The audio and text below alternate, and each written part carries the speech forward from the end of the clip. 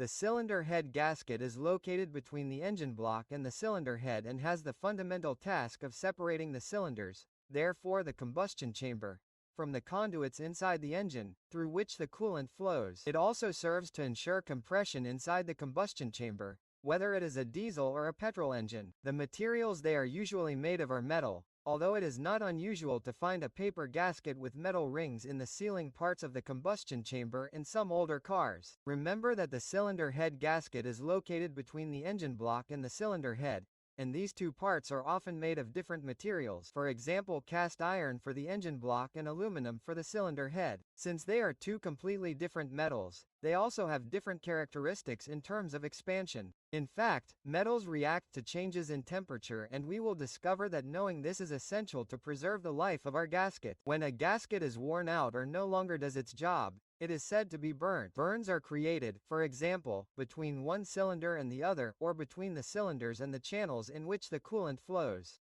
If the burn occurs between one cylinder and the other, we could have a loss of compression. The moment of compression of one cylinder could cause the inside of the cylinder next to it to bleed. One symptom could be that the engine, for example, limps, that is, that it runs with one less cylinder. On the other hand, if the burn occurs between the cylinder and the coolant channels, we could have an increase in the temperature of the coolant.